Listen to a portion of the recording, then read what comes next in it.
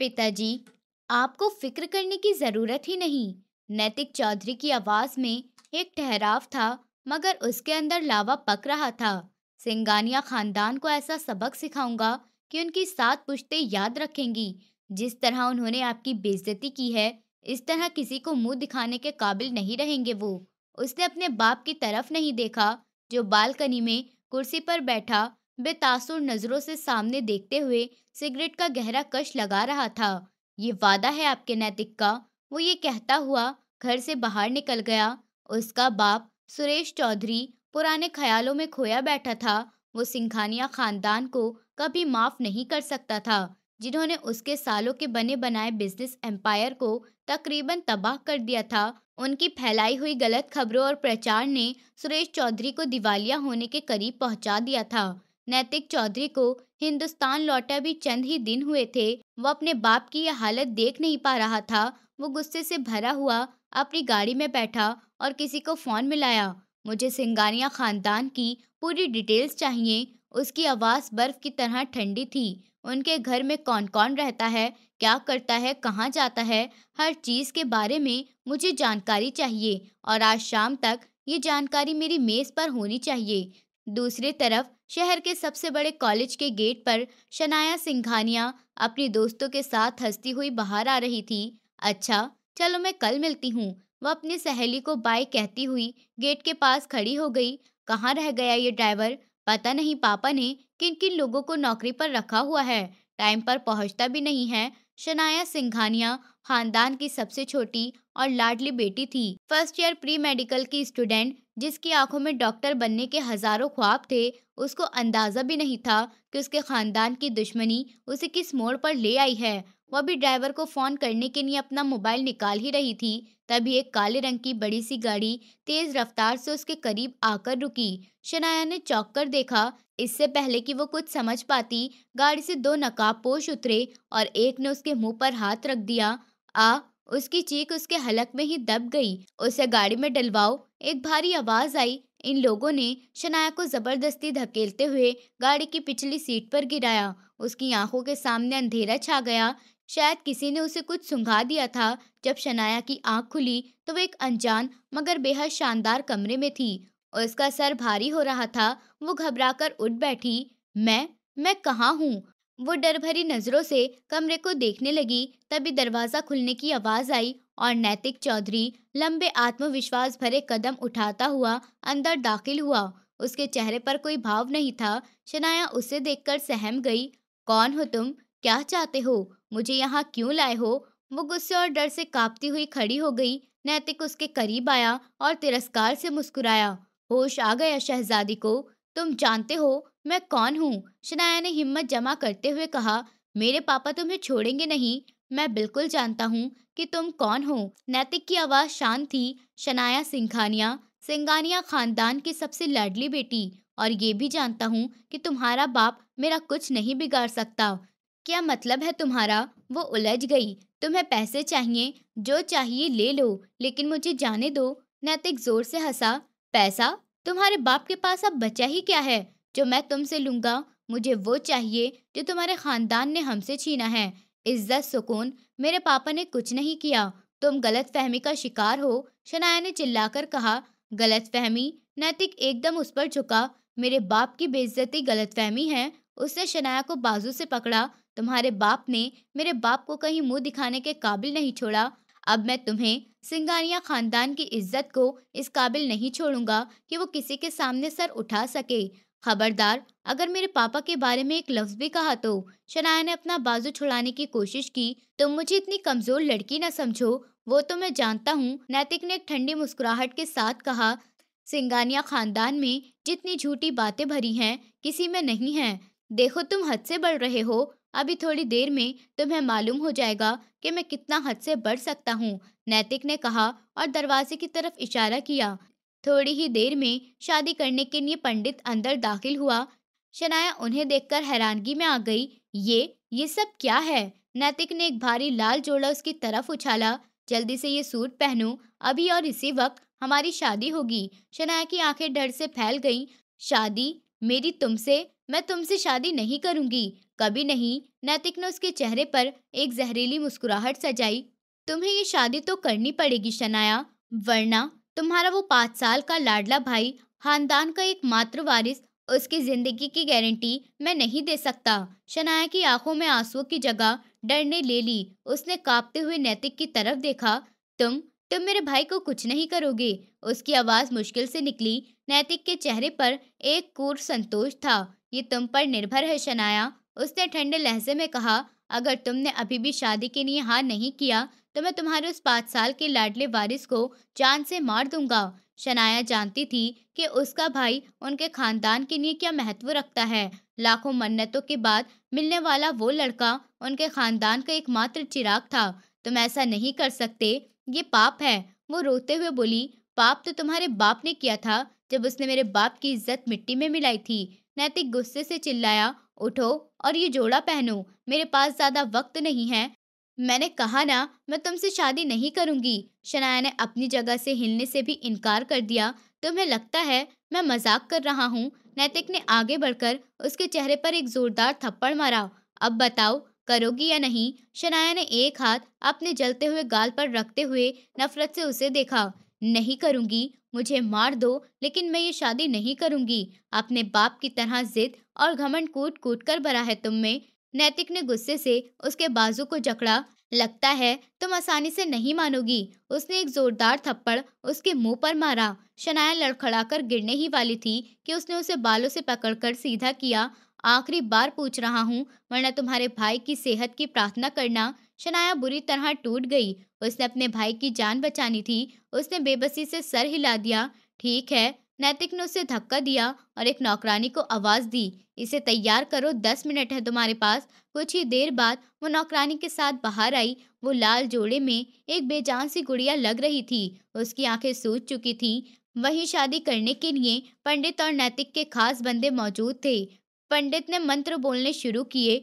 शनाया सिंघानिया फेरों के लिए खड़ी हो जाएं। शनाया खामोश रही। वो सबके सामने बोली, मैं ये शादी नहीं करना चाहती। नैतिक उसके करीब ही बैठा था। उसकी तरफ घूमा और उसके कान में फुसफुसाया, अगर तुम अभी भी फेरों के लिए नहीं खड़ी हुई तो मैं तुम्हारे छोटे भाई को जान से मार दूंगा। अपने भाई का नाम सुनकर वो एकदम हक्का बक्का रह गई। उसकी हिम्मत जवाब दे गई। पंडित ने मंत्र बोलने शुरू किए और वो फेरों के लिए खड़ी हो गई। उसने रोते हुए टूटे हुए शादी के सारे रीति रिवाज पूरे किए। शादी के तुरंत बाद नैतिक उसे बाजू से घसीटता हुआ गाड़ी में बिठाकर अपने घर ले गया। घर के अंदर दाखिल होते ही उसने शनाया को अपने बाप सुरेश चौधरी के पैरों में धकेला, जो वहीं लाउंज में बैठे थे। ये ले पिताजी, हो गई आपकी बेइज्जती का बदला पूरा, नैतिक ने विजयी अंदाज में कहा। सुरेश चौधरी ने चौंककर पहले फर्श पर गिरी शनाया को और फिर अपने बेटे को देखा। ये क्या किया नैतिक? उसका बाप गुस्से लहजे में बोला। ये लड़की कौन है? ये लड़की सिंघानिया खानदान की सबसे छोटी बेटी शनाया है, नैतिक ने गर्व से बताया। शादी कर ली है मैंने इसके साथ, अब ये हमारी कैद में रहेगी। उसी लम्हे उसका बाप खड़ा हुआ और एक जोरदार थप्पड़ नैतिक के मुंह पर दे मारा। बेवकूफ इंसान, सुरेश चौधरी गुस्से से कांप रहा था। बात कारोबार की थी और तुम किसी की बेटी उठा लाए, ये मैंने तुम्हें नहीं कहा था। नैतिक अपने गाल पर हाथ रखे हैरत से बाप को देख रहा था। पिताजी, लेकिन इसने आपकी, खामोश रहो, उसका बाप चिल्लाया। मैंने सिर्फ तुम्हें कारोबार में उसकी साख खराब करने के लिए कहा था ताकि वो घुटनों पर आ जाए, लेकिन तुमने तो उनके घर की इज्जत पर हाथ डाल दिया। इससे बेहतर बदला कुछ नहीं हो सकता पिताजी, नैतिक ने अब भी बहस की। शादी कर ली है तुमने, सुरेश चौधरी ने निराशा से सर पकड़ा। अब तो तुमने मुझे सिंघानिया खानदान के सामने नजर उठाने के काबिल भी नहीं छोड़ा, जिनसे मैं बदला लेने का सोच रहा था। अब मैं सोच रहा हूँ कि जो कुछ मेरे बेटे ने उनके साथ किया है, मैं इसका सुधार कैसे करूंगा। नैतिक अपने बाप की डांट पर एक लम्हे के लिए खामोश हुआ, मगर फिर उसकी आंखों में वही पुराना गुस्सा लौट आया। मैंने जो किया ठीक किया, उसने साफ लहजे में कहा। मैं आपकी बेइज्जती को ऐसे ही नहीं जाने दे सकता, इसलिए ये इसी घर में रहेगी। ये मेरा आखिरी फैसला है। सुरेश चौधरी अपने बेटे की जिद के आगे बेबस हो गया। तुमने बहुत गलत किया नैतिक, तुमने उस दुश्मनी को कारोबार से उठाकर घरों तक पहुंचा दिया। उन्होंने भी तो यही किया था। नैतिक ने नफरत से शनाया की तरफ देखा, जो फर्श पर सहमी बैठी आंसू बहा रही थी। सिंघानिया खानदान को पता चलेगा कि उन्होंने मेरे पिताजी को किस तरह से अपमानित किया था। वो आगे बढ़ा और शनाया का बाजू सख्ती से पकड़कर उसे खड़ा किया। उठो, उसे घसीटता हुआ ऊपर एक कमरे में ले गया और उसे अंदर धकेलकर दरवाजा बाहर से लॉक कर दिया। अब वो दोनों एक ही घर में अजनबियों की तरह कैद थे, एक कुर और दूसरा पीड़ित। दूसरी तरफ सिंघानिया खानदान में हंगामा मच चुका था। उनकी बेटी के अपहरण की खबर जंगल में आग की तरह फैली थी। शनाया का बाप सूरज सिंघानिया गुस्से से पागल हो रहा था। मैं उस चौधरी खानदान को जिंदा नहीं छोड़ूंगा, वो अपने घर में चिल्लाकर बोला। तभी उसके फोन की घंटी बजी। स्क्रीन पर अज्ञात नंबर चमक रहा था तो उसने कॉल उठाई। हेलो, अगर अपनी बेटी की शक्ल दोबारा देखनी है तो तुरंत चौधरी हाउस पहुंचो। दूसरी तरफ से नैतिक की ठंडी आवाज आई, और हाँ, अकेले आना। सूरज सिंघानिया कुछ कहता, इससे पहले ही कॉल कट गई। वो वक्त जाया किए बगैर अपनी गाड़ी की तरफ लपका। कुछ ही देर में सूरज सिंघानिया चौधरी हाउस के बड़े लाउंज में नैतिक और उसके बाप सुरेश चौधरी के सामने खड़ा था। कहाँ है मेरी बेटी? वो गुस्से से चिल्लाया। तुम्हारी हिम्मत कैसे हुई उसे हाथ लगाने की? नैतिक आराम से सोफे पर टांग जमाए बैठा था। बेटी तो मिल जाएगी सिंघानिया साहब, लेकिन पहले आपको एक और काम करना होगा। कैसा काम? माफी मांगो, नैतिक ने बेरहमी से कहा।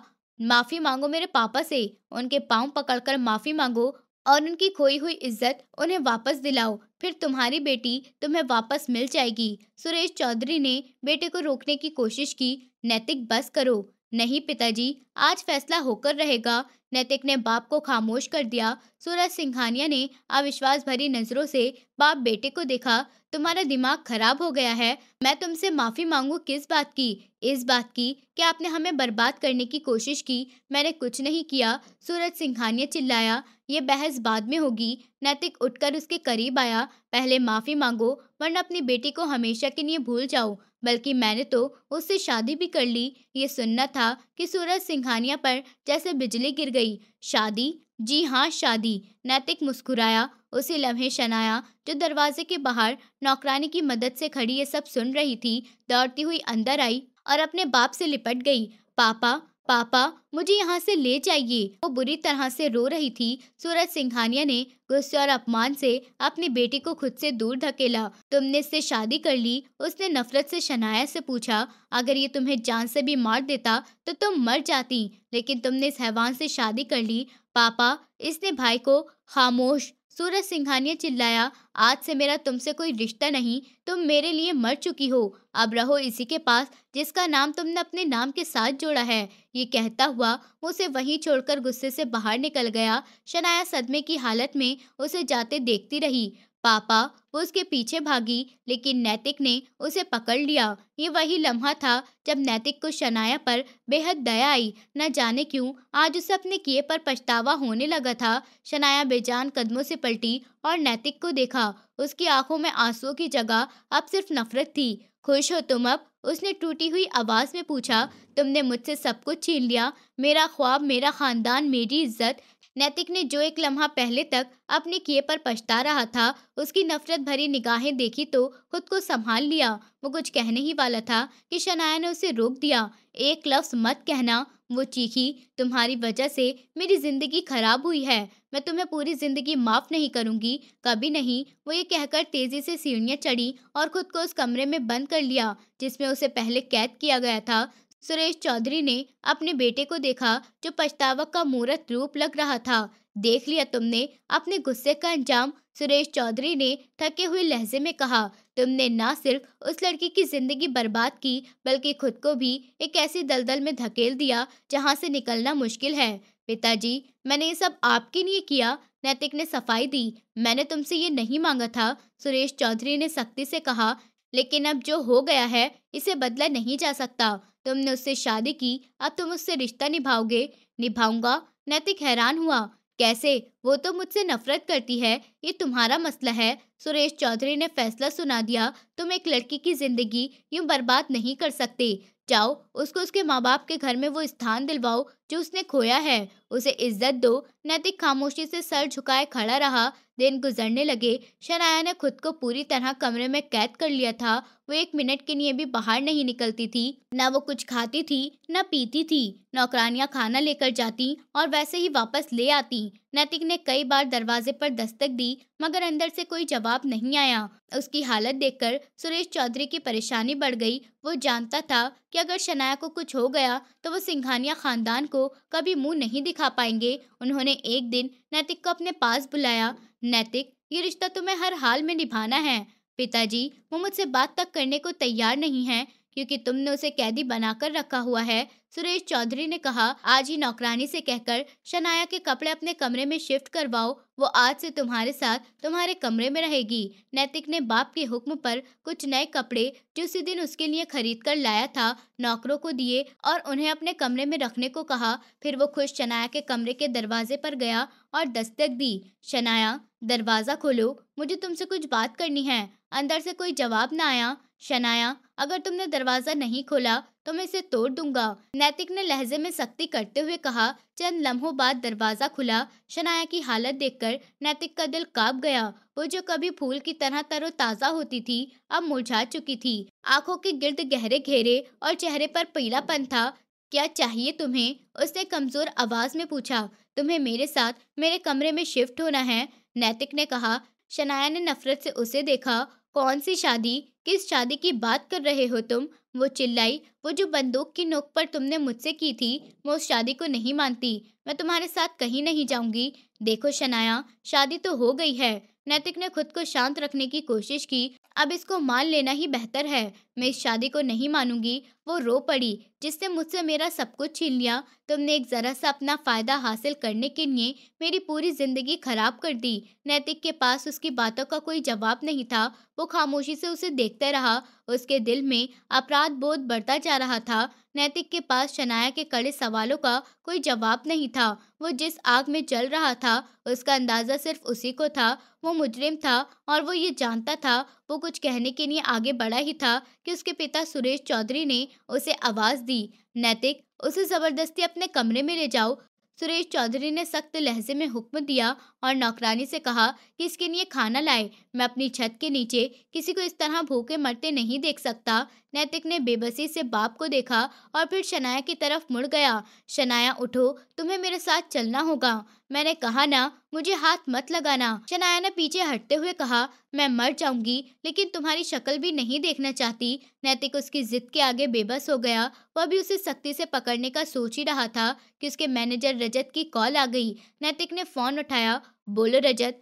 उसके लहजे में थकावट थी। सर, आप तुरंत ऑफिस आ सकते हैं। रजत की आवाज में गंभीर परेशानी थी। हमारे बिजनेस के बारे में एक बहुत बड़ी और महत्वपूर्ण खबर मिली है। नैतिक ने एक नजर शनाया पर डाली जो अब भी उससे नफरत से घूर रही थी। ठीक है, मैं भी पहुंचता हूँ। वो नौकरानी को शनाया पर नजर रखने का कहकर तेजी से ऑफिस के लिए रवाना हो गया। उसका दिल बेचैन था कि न जाने अब कौन सी नई मुसीबत इंतजार कर रही है। ऑफिस पहुंचकर वो सीधा कॉन्फ्रेंस रूम में दाखिल हुआ, जहां रजत लैपटॉप पर कुछ फाइल के साथ उसका इंतजार कर रहा था। क्या हुआ है रजत? नैतिक ने कुर्सी पर बैठते हुए पूछा। किसने किया है? सिंघानिया खानदान ने कोई नया वार किया है। रजत ने गहरी सांस ली। सर, यही तो सबसे चौंका देने वाली बात है। मालूम हुआ कि हमारे कारोबार में जो नुकसान हुए थे वो सिंघानिया खानदान की वजह से नहीं हुए थे।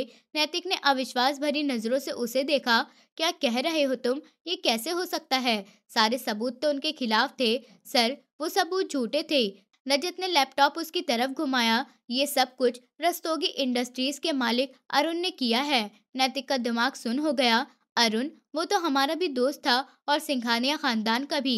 जी सर, रजत ने विस्तार से बताना शुरू किया। अरुण हम दोनों खानदान का दुश्मन निकला। उसने एक बहुत बड़ा प्लान बनाया। उसे हमारे क्लाइंट्स को सिंघानिया खानदान के खिलाफ भड़काया और हमारे खिलाफ झूठे सबूत पेश किए, जिससे हमारी डील रद्द हुई। उसने सारा आरोप सिंघानिया खानदान पर लगाया ताकि दोनों तरफ लड़ाई जारी भी रहे, हमारा नुकसान भी हो जाए और हम दोनों खानदान आपस में लड़कर तबाह हो जाएं। ये बात सुनते ही नैतिक जैसे उस पर आसमान टूट पड़ा। वो सदमे की हालत में कुर्सी से उठकर खड़ा हुआ। इसका मतलब सूरज सिंघानिया बेकसूर था? उसकी आवाज कांप रही थी। जी सर, और शनाया का खानदान, वो सब निर्दोष थे। नैतिक को लगा जैसे किसी ने उसके सीने में खंजर घोंप दिया हो। वो एक दफा फिर से टूटा था। उसे शनाया का रोता हुआ चेहरा, उसकी नफरत भरी आंखें, उसके बाप की बेबसी सब याद आने लगा कि ऊपर वाले, मैंने ये क्या कर दिया। वो अपने बालों को मुट्ठी में जकड़ते हुए चीखा, मैंने एक निर्दोष लड़की की जिंदगी बर्बाद कर दी। एक लम्हा और वहां नहीं रुका। वो पागलों की तरह ऑफिस से बाहर भागा और गाड़ी को हवा की रफ्तार से उड़ाता हुआ घर की तरफ रवाना हो गया। घर पहुंचते ही वो तेजी से सीढ़ियां चढ़ा और शनाया के कमरे का दरवाजा जोर से खोला। शनाया, जो कोने में सहमी बैठी थी, उसे देखकर और डर गई। शनाया उठो, उसकी तरफ बढ़ा। नहीं, मेरे करीब मत आना, वो चीखी। नैतिक ने उसे जबरदस्ती बाजू से पकड़ा। उठो शनाया, हम यहाँ से जा रहे हैं। कहाँ लेकर जा रहे हो मुझे? शनाया ने रोते हुए पूछा। अब और क्या बर्बाद करना बाकी है? तुम्हारे घर, नैतिक ने टूटी हुई आवाज में कहा। मैं तुम्हें अभी इसी वक्त तुम्हारे माँ बाप के घर लेकर जा रहा हूँ। मुझे उनसे माफी मांगनी है। शनाया कुछ समझ नहीं पा रही थी कि अचानक क्या हो गया। नैतिक उसे लगभग घसीटता हुआ गाड़ी तक लाया और उसे जबरदस्ती अंदर बिठाया। छोड़ो मुझे, शनाया ने चीख कर कहा। तुम्हें क्या लगता है तुम मेरे साथ क्या कर रहे हो? मुझे कहाँ लेकर जा रहे हो? नैतिक ने उसकी बात का कोई जवाब नहीं दिया और गाड़ी स्टार्ट कर दी। उसका चेहरा अपराध बोध से लाल हो रहा था। वो गुस्से से स्टीयरिंग व्हील को घूर रहा था। मैं तुमसे बात कर रहा हूँ, शनाया ने रोते हुए कहा। मुझे मेरे हाल पर छोड़ दो। तुमने मुझे कहीं का नहीं छोड़ा। मैं तुम्हें तुम्हारे घर लेकर जा रहा हूँ, नैतिक ने आखिर कहा। क्यों लेकर आए हो मुझे यहाँ? शनाया ने तंज भरी हंसी हंसते हुए कहा। अब क्या दिखाना चाहते हो मेरे घर वालों को? वो तो मेरी शक्ल भी नहीं देखना चाहते। तुम्हारी वजह से उन्होंने मुझसे रिश्ता तोड़ दिया है। नैतिक खामोश रहा। उसके पास कहने को कुछ नहीं था। वो जानता था कि शनाया का हर शब्द सच है। गाड़ी सिंघानिया हाउस के बड़े गेट के सामने रुकी। नैतिक गाड़ी से उतरा और शनाया का दरवाजा खोला। उतरो, मैंने कहा ना, मैं नहीं जाऊंगी। शनाया ने जिद की। पापा मुझसे नफरत करते हैं, तुम्हें उतरना होगा। नैतिक ने उसे बाजू से पकड़कर बाहर निकाला और उसे लेकर गेट के अंदर दाखिल हो गया। जैसे ही वो लाउंज में दाखिल हुआ, सामने ही सूरज सिंघानिया खड़े थे। अपनी बेटी को इस हैवान के साथ दोबारा देखकर उनकी आंखों में खून उतर आया।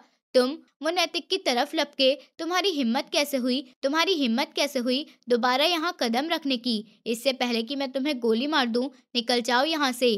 पापा, शनाया रोते हुए उनकी तरफ बढ़ी, लेकिन सूरज सिंघानिया ने उसे हाथ के इशारे से वहीं रोक दिया। मुझे आपसे बात करनी है, नैतिक ने कहा। उसके लहजे में आज वो घमंड नहीं था, बल्कि एक शर्मिंदगी थी। मेरे पास तुमसे करने के लिए कोई बात नहीं है, सूरज सिंघानिया चिल्लाए। मैं माफी मांगना चाहता हूँ, नैतिक ने मुश्किल से कहा। सूरज सिंघानिया ने एक कड़वी हंसी हंसी। माफी? किस बात की माफी मांगोगे तुम?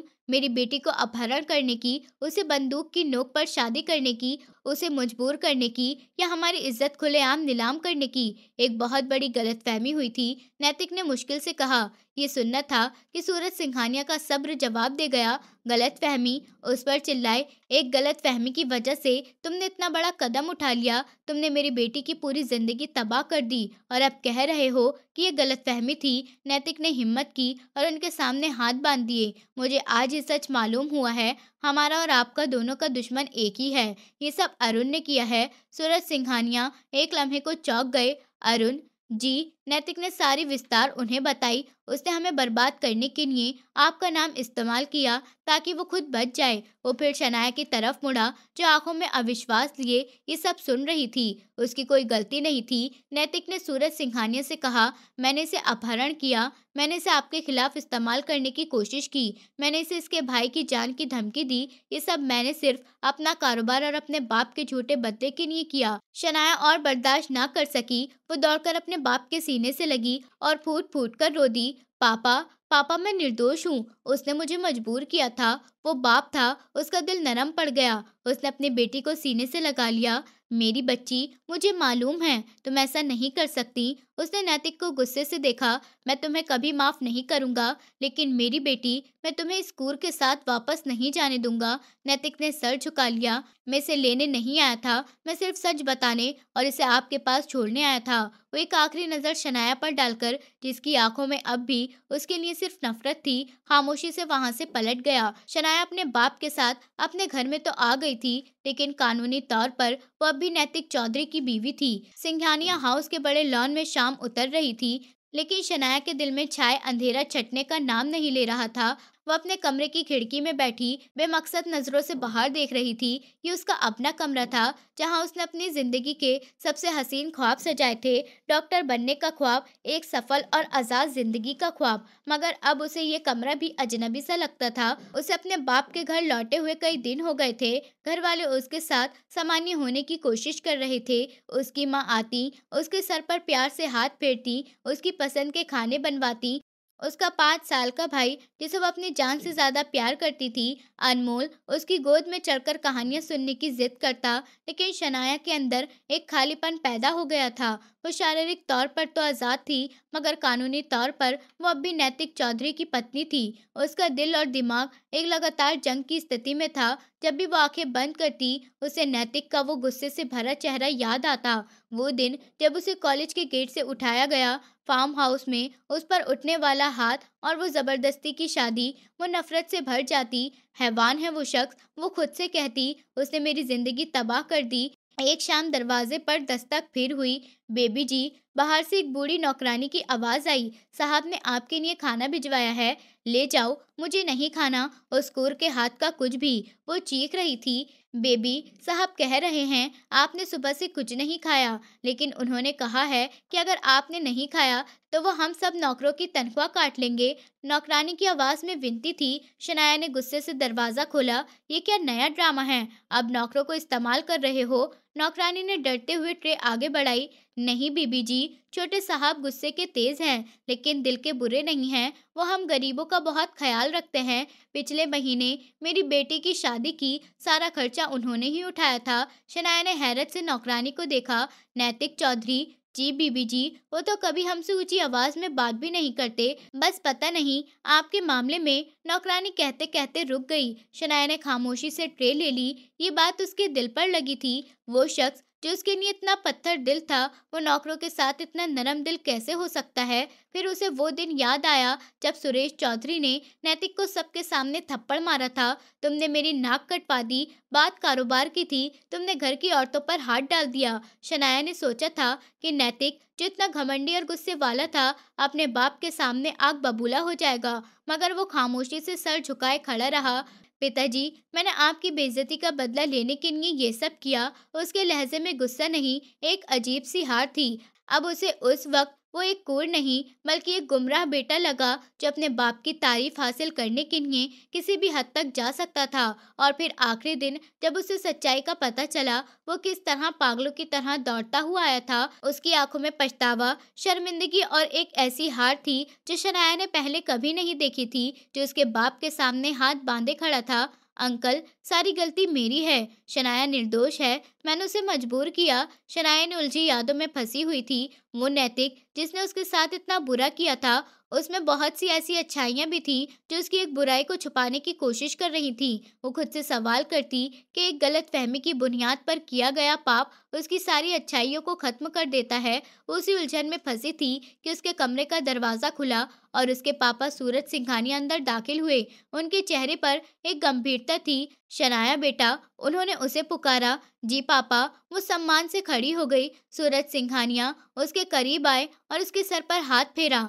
बेटा, मैं जानता हूँ कि तुम पर क्या गुजरी है, और मैं इस स्थिति को और एक दिन भी बर्दाश्त नहीं कर सकता। उन्होंने अपने हाथ में पकड़ी एक फाइल उसके सामने मेज पर रख दी। मैं आज अपने वकील से मिलकर आया हूँ। शनाया का दिल धक से रह गया। वो जानती थी कि इस फाइल में क्या हो सकता है। सूरज सिंघानिया ने फाइल खोली। ये तलाक के कागजात हैं। उन्होंने साफ लहजे में कहा, मैं चाहता हूँ तुम अभी इसी वक्त इस पर साइन कर दो। शनाया की आंखें उन कागजात पर जम गईं। तलाक, आजादी, यही तो वो चाहती थी। इस क्रूर शख्स से हमेशा के लिए छुटकारा, इस रिश्ते से मुक्ति जिसने उसकी रूह को जख्मी कर दिया था। पापा, साइन करो बेटा। सूरज सिंघानिया ने उसके हाथ में कलम थामते हुए कहा, इस रिश्ते का बोझ तुम्हें और उठाने की जरूरत नहीं। मैं नैतिक चौधरी का नाम तुम्हारे नाम के साथ नहीं देख सकता। तुम अपनी नई जिंदगी शुरू करोगी, तुम दोबारा कॉलेज जाओगी, डॉक्टर बनोगी, मैं सब संभाल लूंगा। शनाया ने कांपते हाथों से कलम थामी। उसकी उंगलियां ठंडी पड़ रही थीं। उसने साइन करने के लिए कलम को कागज पर रखा, लेकिन उसका हाथ वहीं रुक गया। उसकी आंखों के सामने एक बार फिर वही नैतिक का चेहरा घूम गया, लेकिन इस बार गुस्से वाला नहीं, बल्कि वो चेहरा जो शर्मिंदगी से झुका हुआ था, वो चेहरा जिस पर अपने बाप से थप्पड़ खाने का दुख था, वो चेहरा जिसमें नौकरानी के लिए नरमी थी। मैं उस शख्स से नफरत करती हूँ, उसने खुद को याद दिलाया। तो फिर मेरा हाथ क्यों कांप रहा है? मैं साइन क्यों नहीं कर पा रही? शनाया, उसके बाप ने उसकी हिचकिचाहट को ध्यान में रखते हुए कहा, क्या सोच रही हो? करो साइन। शनाया ने कलम को मजबूती से पकड़ने की कोशिश की, मगर उसकी हिम्मत जवाब दे गई। पापा, उसने कलम मेज पर रखते हुए कहा। क्या हुआ मेरी बच्ची? सूरज सिंघानिया ने उसकी हालत देखकर नरमी से पूछा। उन्हें लगा शायद वो पुरानी घटनाओं को याद करके घबरा गई है। पापा, मेरे सर में बहुत दर्द हो रहा है। उसने अपने दोनों हाथ अपने सर पर रखते हुए कहा। ये झूठ नहीं था, वो मानसिक उलझन ने वाकई उसके सर को फाड़ दिया था। मैं ये साइन बाद में कर दूंगी, अभी मुझसे नहीं हो रहा। वो ये कहती हुई तेजी से उठी और अपने बाप को हैरान और परेशान छोड़कर कमरे से बाहर निकल गई। सूरज सिंघानिया वहीं खड़े रह गए। वो भी अपनी बेटी के इस अजीब व्यवहार पर हैरान थे। कभी उन बगैर दस्तखत के कागजात को देखते वो समझ नहीं पा रहे थे कि शनाया जिस रिश्ते से बहुत प्रभावित हुई थी, आज उससे शादी के मौके पर पीछे क्यों हट गई थी। दूसरी तरफ चौधरी हाउस में भी शांति नहीं थी। सुरेश चौधरी अपने बेटे के किए पर सख्त नाराज हैं। तुम्हें क्या लगता है नैतिक? उन्होंने अपने बेटे से पूछा, जो उदास बैठा था। लड़की को उसके घर वापस छोड़ आने से तुम्हारा पाप मिट जाएगा। पिताजी, मैंने उनसे माफी मांग ली है, नैतिक ने थके हुए लहजे में कहा। माफी काफी नहीं है, सुरेश चौधरी ने सख्ती से कहा। तुमने उसका नाम अपने नाम के साथ जोड़ा है, तुमने उसकी इज्जत को दांव पर लगाया है। अगर तुम वाकई अपने किए पर शर्मिंदा हो तो जाओ और इस रिश्ते की इज्जत से निभाओ, उसे बीवी का स्थान दो। नैतिक खामोश रहा। वो शनाया को कैसे मनाता? वो जानता था कि शनाया उसकी शक्ल तक नहीं देखना चाहती। वो इसी सोच में डूबा हुआ ऑफिस के लिए निकला। वो आज खुद अरुण से मिलने के लिए जा रहा था, उससे हिसाब लेने, जिसकी वजह से ये सारा हंगामा खड़ा हुआ था। शनाया अपने कमरे में बेचैनी से टहल रही थी कि तभी उसके फोन पर एक अज्ञात नंबर से कॉल आई। उसने फोन उठाया। हेलो शनाया बीबी। दूसरी तरफ से एक घबराई हुई नौकरानी की आवाज आई। जी, कौन बात कर रहा है? शनाया ने पूछा। बीबी जी, मैं चौधरी हाउस से बात कर रही हूँ। शनाया का दिल धक से रह गया। क्या क्या हुआ है? सब ठीक है बेबी जी, नैतिक साहब का। नौकरानी रो पड़ी। नैतिक साहब का बहुत बुरा एक्सीडेंट हुआ है, उनकी गाड़ी को किसी ने टक्कर मार दी है, हालत बहुत खराब है। ये सुनना था कि शनाया के हाथ से फोन छूटकर गिर गया। नैतिक का एक्सीडेंट, ये सोचते ही शनाया की तो जैसे जान निकलने की नहीं थी। वो कुछ सोचे समझे बगैर पागलों की तरह कमरे से बाहर भागी। सामने उसका बाप खड़ा था, वो उनसे टकरा गई। शनाया, क्या हुआ? कहाँ भाग रही हो? पापा, नैतिक का एक्सीडेंट हो गया है, मैं वहीं जा रही हूँ। सूरज सिंघानिया ने गुस्से से उसका रास्ता रोका। तुम वहां नहीं जाओगी, उस आदमी से तुम्हारा कोई संबंध नहीं है। कैसे कह सकते हैं पापा आप कि नैतिक का मुझसे कोई संबंध नहीं? शनाया रोते हुए चीखी। वो पति है मेरा। सूरज सिंघानिया अपनी बेटी की आंखों में नैतिक के लिए सच्ची परेशानी और प्यार देखकर दंग रह गए। लेकिन तुम तो इस रिश्ते को नहीं मानती थी, उन्होंने हैरत से कहा। तुम अभी तलाक लेने वाली थी ना? पापा प्लीज, शनाया ने उनके आगे हाथ जोड़ दिए। मुझे एक दफा नैतिक के पास जाने दें, उसकी तबीयत बहुत खराब है, प्लीज पापा। उस लम्हे भर में सूरज सिंघानिया समझ गए थे कि उनकी बेटी नैतिक से बेहद प्यार करने लगी है। उनके बाप का दिल पसीज गया। उन्होंने गहरी सांस ली। जाओ बेटा, उन्होंने थके हुए लहजे में कहा। ड्राइवर तुम्हें ले जाएगा। शनाया शुक्रिया अदा करती हुई तेजी से बाहर निकलकर भागी। वो पूरे रास्ते रोती रही और प्रार्थना मांगती रही। अस्पताल पहुंचकर वो दौड़ती हुई आईसीयू वार्ड की तरफ गई। वहां बाहर ही सुरेश चौधरी परेशानी की हालत में टहल रहे थे। उन्होंने शनाया को वहां देखकर हैरत से सवाल किया। शनाया बेटी, तुम यहाँ कैसे? अंकल, वो नैतिक कैसे हैं? शनाया ने हाफते हुए पूछा। सुरेश चौधरी ने दुख से सर हिलाया। हालत सीरियस है, डॉक्टर कह रहे हैं कि अगले 24 घंटे बहुत महत्वपूर्ण हैं। किसी ने जानबूझकर उसकी गाड़ी को टक्कर मारी है। शनाया ने कांपते हुए शीशे की दीवार से अंदर झांका। नैतिक बेहोशी की हालत में बिस्तर पर पड़ा था। उसके सर पर पट्टी बंधी थी और कई मशीनें उसके आसपास लगी थीं। ये मंजर देखकर शनाया की हिम्मत जवाब दे गई। वो वहीं दीवार का सहारा लेकर जमीन पर बैठ गई और फूट फूट कर रो दी। नैतिक आंखें खोलो। वो बेतहाशा रो रही थी। तुम मेरे साथ ऐसा नहीं कर सकते। सुरेश चौधरी ने अपनी बहू की यह हालत देखी तो उनका दिल भी भर आया। उन्होंने आगे बढ़कर उसके सर पर हाथ रखा। बेटा, हिम्मत रखो, वो ठीक हो जाएगा। दिन गुजरते गए। शनाया एक लम्हे के लिए भी अस्पताल से नहीं हटी। वो दिन रात वहीं रहती, कभी नैतिक के कमरे में बाहर बैठी रहती। उसके घर से उसकी माँ उसके लिए खाना लेकर आती, लेकिन वो मुश्किल से ही कुछ खाती थी। उसकी मोहब्बत और प्रार्थना में असर था। नैतिक धीरे धीरे खतरे से बाहर आने लगा। उसे प्राइवेट रूम में शिफ्ट कर दिया गया था। शनाया उसके पास बैठ सकती थी। नैतिक ने अस्पताल के ठंडे बेरंग कमरे में आंखें खोली। उसका सर अब भी भारी था, लेकिन दर्द की तीव्रता पहले से कम थी। उसने नजर घुमाई तो शनाया को खिड़की के पास खड़े पाया। वो बाहर मैदान में घूर रही थी। पिछले कई दिनों से उसका ये नियम था, जब से नैतिक को आईसीयू से प्राइवेट रूम में शिफ्ट किया गया था, वो अब एक नर्स की तरह उसके साथ थी। वो वक्त पर उसे दवाई देती, नर्स उसे उसकी रिपोर्ट लेती, उसके लिए घर से लाया गया सूप उसे पिलाती, लेकिन उससे बात नहीं करती थी। उसकी आंखों में अब वो पुरानी नफरत नहीं थी जिससे नैतिक को डर लगता था, मगर उसकी जगह एक ऐसी गहरी उदास खामोशी ने ले ली थी जिसे समझना नैतिक के लिए असंभव हो रहा था। शनाया, नैतिक ने मुश्किल से पुकारा तो शनाया ने मुड़कर उसे देखा। उसके चेहरे पर कोई भाव नहीं था। जी, आपको कुछ चाहिए? उसका लहजा साफ था। पानी? शनाया ने खामोशी से गिलास में पानी डाला और स्ट्रो उसके करीब कर दिया। नैतिक ने 2 घूंट पिए। वो कुछ और कहना चाहता था, धन्यवाद बोलना चाहता था, माफी मांगना चाहता था, लेकिन शब्द उसके गले में ही दम तोड़ गए। उस लड़की से क्या कहता जिसकी पूरी जिंदगी उसने अपने हाथों से तबाह कर दी, और आज वही लड़की उसकी जिंदगी बचाने के लिए दिन रात एक किए हुए थी। नैतिक उसकी हालत देख सकता था। उसकी आंखों के गिर्द गहरे घेरे उसकी बेचैनी और थकान की गवाही दे रहे थे। तुम तुम सोई नहीं हो? नैतिक ने धीरे से कहा। मैं ठीक हूँ, शनाया ने सीधा जवाब दिया और ट्रे उठाकर कमरे से बाहर जाने लगी। शनाया, रुको। नैतिक की आवाज में इस बार थोड़ी सी सख्ती थी। वो दरवाजे पर ही रुक गई, मगर पलटी नहीं। क्यों कर रही हो ये सब? नैतिक ने पूछा। तुम तो मुझसे नफरत करती हो। शनाया चंद लम्हे खामोश खड़ी रही, फिर वो धीरे से पलटी। उसकी आंखों में एक अजीब सी उदासी थी। मैं नफरत करती हूँ, उसने स्वीकार किया। शायद अपनी आखिरी सांस तक करूंगी, लेकिन मैं उस शख्स को मरते हुए नहीं देख सकती जिसके नाम के साथ मेरा नाम जुड़ा है। वो एक लम्हे को रुकी। डॉक्टर ने कहा, आपकी रिकवरी बहुत अच्छी हो रही है। ये कहकर वो कमरे से निकल गई। नैतिक उसके आखिरी वाक्य पर हैरान रह गया।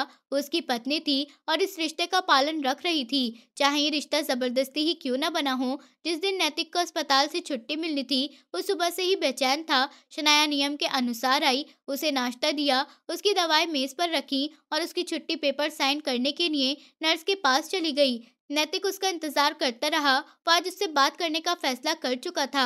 उसे बताना चाहता था कि वो कितना शर्मिंदा है, कि वो सब कुछ ठीक करना चाहता है। मगर घंटे गुजर गए। जब सुरेश चौधरी व्हील चेयर लेकर कमरे में दाखिल हुए, तब भी शनाया वापस नहीं आई थी। शनाया कहाँ है पिताजी? नैतिक ने बेचैनी से पूछा। सुरेश चौधरी ने गहरी सांस ली। शनाया नहीं आई बेटे, वो अस्पताल से सीधे अपने घर चली गई।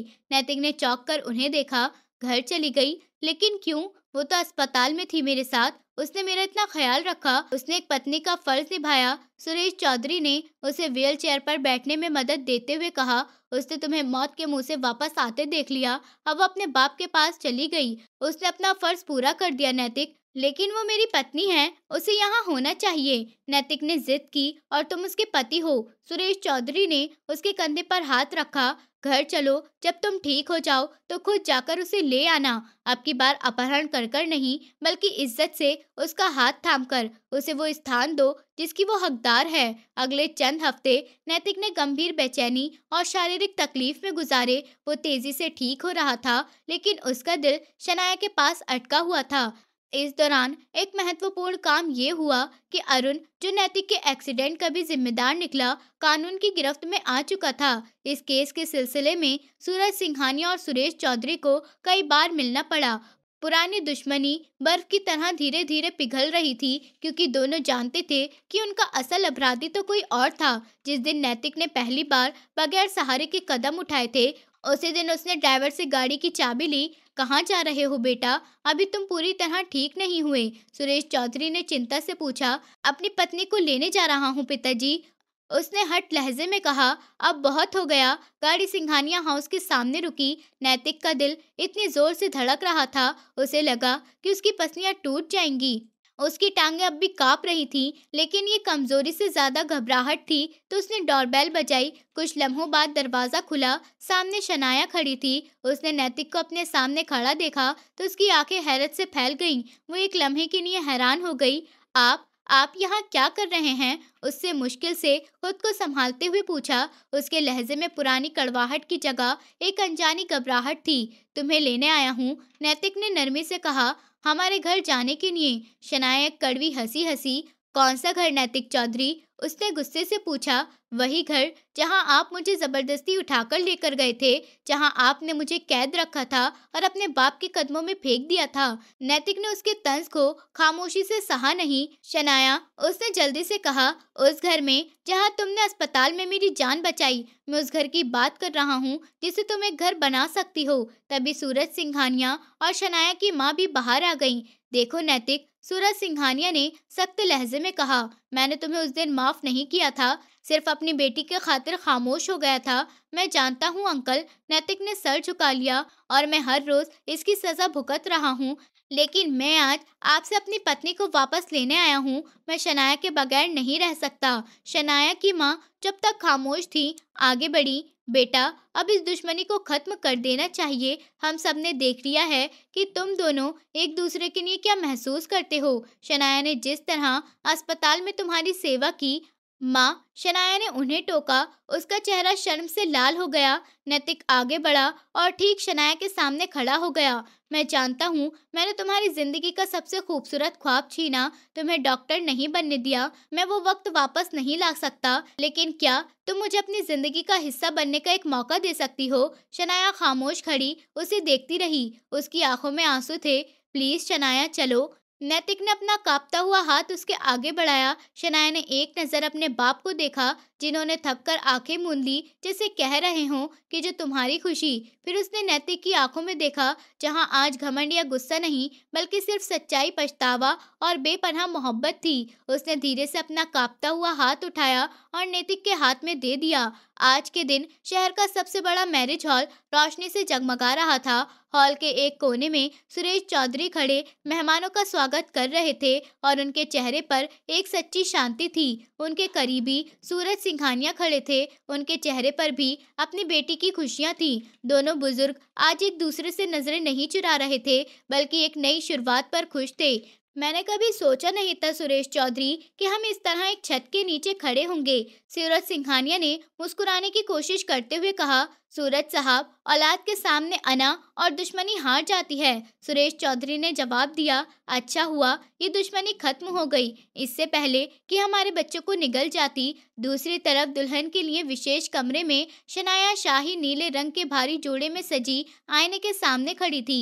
आज भी वो दुल्हन थी, लेकिन उस दिन और आज के दिन में जमीन आसमान का फर्क था। उस दिन उसके दिल में डर, बेबसी और आंखों में आंसू थे, मगर आज उसके चेहरे पर एक शांत मुस्कुराहट थी। आंखों में आने वाले कल के ख्वाब थे, और दिल में वो शख्स था जिससे वो कभी गहरी नफरत करती थी। उसे याद आया कि किस तरह नैतिक ने उसका हाथ थामकर उसे अपने साथ चलने को कहा था। वो जानती थी कि आसान नहीं होगा, पिछले जख्म इतने जल्दी नहीं भरते, लेकिन वो ये भी जानती थी कि नैतिक अपने किए पर वाकई शर्मिंदा था। उसका एक्सीडेंट और शनाया की बेचैनी इन दोनों को एक दूसरे के बहुत करीब ले आई थी। तभी दरवाजा खुला और नैतिक अंदर दाखिल हुआ। वो भी इसी रंग की शेरवानी में सजा था। उसने शनाया को आईने के सामने देखा और एक लम्हे के लिए वहीं रुक गया। तुम बहुत खूबसूरत लग रही हो शनाया, उसने धीरे से कहा। शनाया ने पलटकर उसे देखा। आप भी अच्छे लग रहे हैं। नैतिक मुस्कुराता उसके करीब आया। तैयार हो, सब हमारा इंतजार कर रहे हैं। मैं डर रही थी, शनाया ने सच कहा। किस बात से? नैतिक ने हैरानी से पूछा। कि जब हम बाहर जाएंगे तो लोग क्या कहेंगे। वही दो खानदान जो एक दूसरे को खत्म करने पर तुले थे, आज एक हो रहे हैं, शनाया ने कहा। नैतिक ने नरमी से उसका हाथ थामा। लोग वही कहेंगे जो सच है कि नफरत हार गई और मोहब्बत जीत गई। उसने अपना दूसरा हाथ उसके आगे बढ़ाया। चले मेरी पत्नी। शनाया ने मुस्कुराकर अपना हाथ उसके मजबूत हाथ में दिया। जैसे ही हॉल के दरवाजे खुले, तमाम नजरें उन पर जम गईं। नैतिक चौधरी अपनी पत्नी शनाया का बाजू थामे स्टेज की तरफ आ रहा था। वो स्टेज पर आकर बैठ गए। दोनों खानदानों ने बारी बारी आकर उन्हें आशीर्वाद दिया। जब मेहमानों का रश कुछ कम हुआ और वो स्टेज पर एक लम्हे के लिए अकेले हुए, तब नैतिक थोड़ा सा शनाया की तरफ झुका। तुम जानती हो शनाया, मैं आज कितना खुश हूँ, उसने फुसफुसाते हुए कहा। तो शनाया ने मुस्कुराकर उसे देखा। मैं भी खुश हूँ नैतिक। नैतिक ने शरारती लहजे में उसके कान के करीब होते हुए कहा। सच कहूँ, उस दिन अगर मैंने बेवकूफ़ी में तुम्हें अपहरण ना किया होता, तो कहाँ आज तुम मेरे साथ इस तरह होना था। ये सुनना था कि शनाया की मुस्कुराहट एकदम गायब हो गई। उसने घूरते हुए नैतिक की तरफ देखा। उसका चेहरा गुस्से से लाल हो रहा था। नैतिक चौधरी, वो धीमे मगर सख्त लहजे में बोली। नैतिक उसका गुस्सा देखकर एकदम घबरा गया कि क्या हुआ, मैं तो मजाक कर रहा था। ये गलती बार बार याद दिलवाया करो, शनाया ने उसे डांटा। इस मजाक में मेरी जान निकल गई थी। मुझे वो कॉलेज का गेट, वो काली गाड़ी और तुम्हारा वो चेहरा आज भी याद है। नैतिक का चेहरा तुरंत गंभीर हो गया। शनाया, मैं नहीं तो। शनाया उसकी बात काटते हुए उसके अंदाज में फुसफुसाई। मैं दोबारा वही पुरानी वाली शनाया बन जाऊंगी जो आपसे गहरी नफरत करती थी। फिर ना कहना कि बताया नहीं। ये सुनकर नैतिक की आंखें डर से फैल गईं। अरे बाबा, नहीं नहीं, तौबा करो, वो जल्दी से बोला, जैसे सच में डर गया। मुझे वो पुरानी गुस्से वाली शनाया बिल्कुल नहीं चाहिए। मुझे तो यही मुस्कुराती हुई शनाया पसंद है। नैतिक को उसकी बच्चों जैसी घबराहट पर शनाया अपना गुस्सा बरकरार ना रख सकी और खिलखिलाकर हंस पड़ी। उसकी हंसी देखकर नैतिक ने भी राहत की सांस ली। वो भी हंस पड़ा। हॉल में बैठे सब लोग, सुरेश चौधरी और सूरज सिंघानिया, सब उन दोनों को स्टेज पर बैठे हंसता मुस्कुराता देख रहे थे। उनके चेहरों पर खुशी थी और सब उनकी मोहब्बत की इस अनोखी कहानी पर खुश हो रहे थे, जो नफरत की आग से शुरू होकर मोहब्बत की ठंडी छाव तक पहुंची थी। दोस्तों, उम्मीद करती हूँ आपको हमारी कहानी पसंद आई होगी। कहानी पसंद आई है तो वीडियो को लाइक करें, चैनल पर नए हैं तो चैनल को सब्सक्राइब करें और हाँ, नोटिफिकेशन बेल को ज़रूर दबाएं ताकि अगली अपडेट सबसे पहले आपको मिले।